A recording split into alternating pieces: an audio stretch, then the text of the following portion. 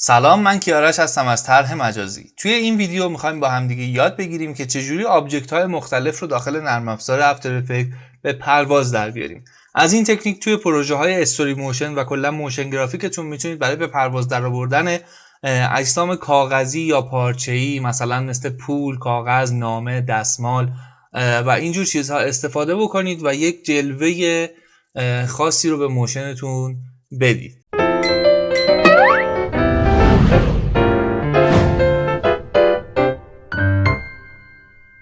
برای این کار میایم آبجکتمون رو به کامپوزیشنمون اضافه میکنیم. من اینجا یک نامه رو در نظر گرفتم. کلید S رو فشار میدم، اسکیلش رو یه مقداری کوچیک‌تر میکنم، مثلا حدود 70 میذارم و کلید R رو فشار میدم تا روتیشن برام باز بشه. کلید Alt رو نگه میدارم و روی استاپ واچ کلیک میکنم.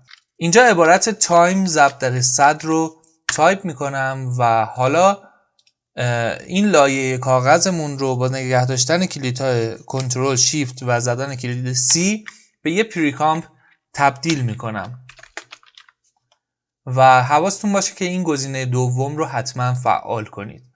اوکی رو میزنم. حالا افکت CC سیلندر رو روی لایه جدیدم، لایه کامپوزیشن پیپر، اعمال میکنم. از این قسمت میام یه مقداری این ریدیوس رو بزرگتر میکنم. دوبار روی روتیشن کلیک میکنم تا این پنجره برای من باز بشه.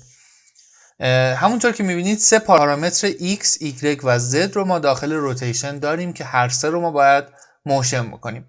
کلید Alt رو نگه میداریم، روی روتیشن استاپواچ روتیشن X کلیک میکنیم و عبارت تایم ضرب در 100 رو براش تایپ میکنم.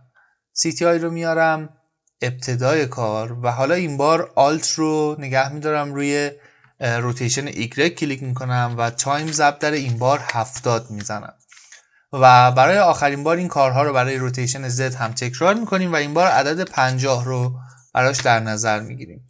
مجددا یک افکت دیگه به اسم ویو وارپ رو روی لایم اعمال میکنم و از این قسمت پنجره افکت کنترل ویو ویت رو روی 100 قرار میدم و حالا کافیه که کلید P رو فشار بدیم تا بیایم سراغ حرکت دادن این نامه در طول این کامپوزیشن و صفحه خودمون.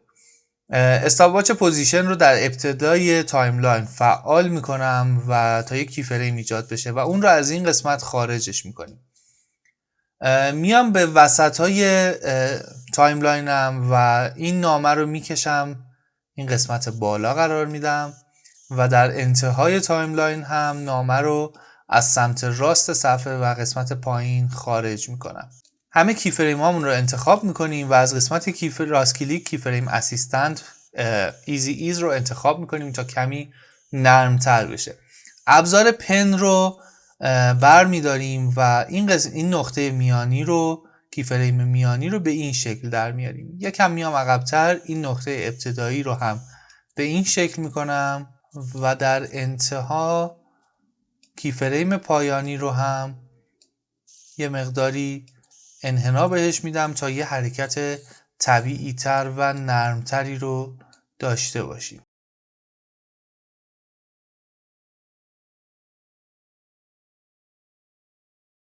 همونطور که دیدید به زیبایی تونستیم این افکت پرواز کاغذ رو پیاده بکنیم و به این شکل زیبا یک جلوه جذابی رو به کارمون بدیم. امیدوارم که بتونید از این تکنیک توی پروژه هاتون استفاده بکنید و از آموزش ما راضی بوده باشید. لایک و سابسکرایب فراموش نشه.